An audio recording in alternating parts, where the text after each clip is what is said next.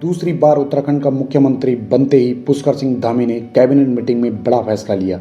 मुख्यमंत्री ने जनता से किया अपना वादा पूरा करते हुए यूनिफॉर्म सिविल कोड को लेकर एक कमेटी बनाई जो यूनिफॉर्म सिविल कोड का ड्राफ्ट तैयार करेगी। गुरुवार को राज्य मंत्रिमंडल ने इस प्रस्ताव को हरी झंडी दे दी है।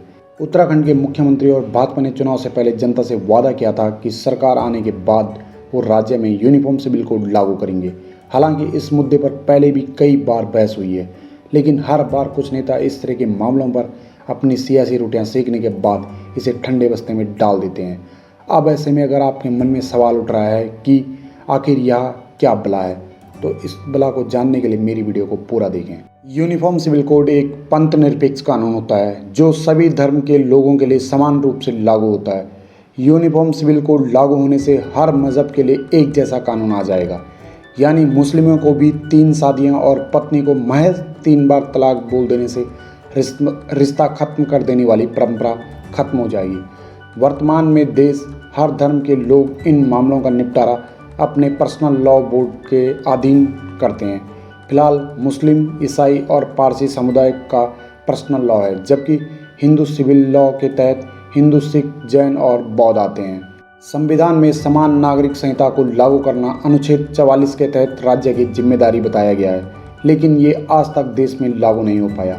इसके लिए एक बड़ी बहस चल रही है। तो हम सबसे पहले बात करते हैं क्या है हिंदू पर्सनल लॉ। भारत में हिंदुओं के लिए हिंदू बोर्ड बिल लाया गया।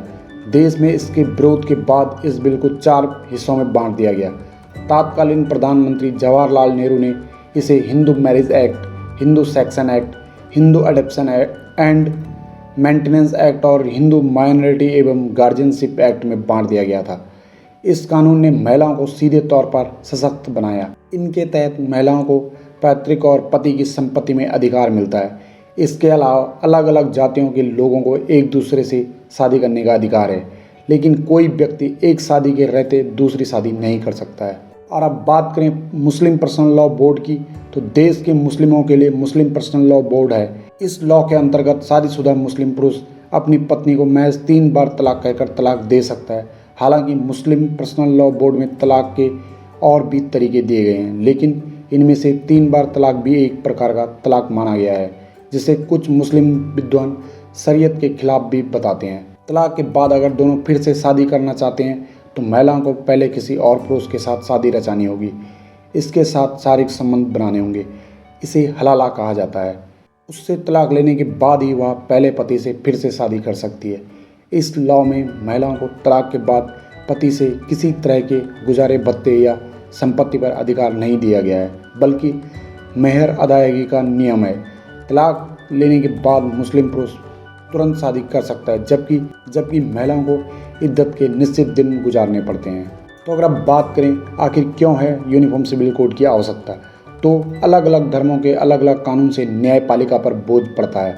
समान नागरिक संहिता या यूनिफॉर्म सिविल कोड लागू होने से इस परेशानी से निजात मिलेगी और अदालतों में वर्षों से लंबित पड़े मामलों के फैसले जल्द होंगे।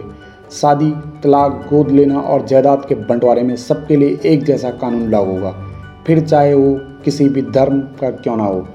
वर्तमान में हर धर्म के लोग इन मामलों का निपटारा अपने पर्सनल लॉ यानी निजी कानूनों के तहत करते हैं।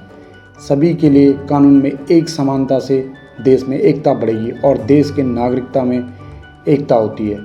किसी प्रकार वैमनस्य नहीं होता है, वह देश तेजी से विकास के पथ पर आगे बढ़ेगा। देश में हर भारतीय पर एक समान कानून लागू होने से देश की राजनीति पर भी असर पड़ेगा और राजनीतिक दल वोट बैंक वाली राजनीति नहीं कर सकेंगे और वोटों का ध्रुवीकरण नहीं होगा। अगर आप बात करें महिलाओं की स्थिति में सुधार होगा, तो यूनिफॉर्म सिविल कोड लागू होने से भारत की महिलाओं की स्थिति में सुधार आएगा। कुछ धर्मों के पर्सनल लॉ में मुस्लिमों के अधिकार सीमित हैं। इतना ही नहीं, महिलाओं को अपने पति की संपत्ति पर अधिकार और गोद लेने जैसे मामलों में भी एक समान नियम लागू होंगे। अगर बात करें विरोध की, तो यूनिफॉर्म सिविल कोड का विरोध करने वालों का कहना है कि ये सभी धर्मों पर हिंदू कानून को लागू करने जैसा है। और अब बात करें किन किन देशों में यूनिफॉर्म सिविल कोड, तो एक तरफ भारत में समान नागरिक संहिता को लेकर बड़ी बहस चल रही है, वहीं दूसरी ओर पाकिस्तान, बांग्लादेश, मलेशिया, तुर्की, इंडोनेशिया, सूडान और इजिप्ट जैसे कई देश इस कानून को अपने यहाँ लागू कर चुके हैं। तो मैं उम्मीद करता हूं दोस्तों यह जानकारी आपको जरूर पसंद आई होगी। अगर आपको जानकारी सही लगी है तो मेरे चैनल को लाइक, कमेंट एंड सब्सक्राइब कीजिए। थैंक यू दोस्तों।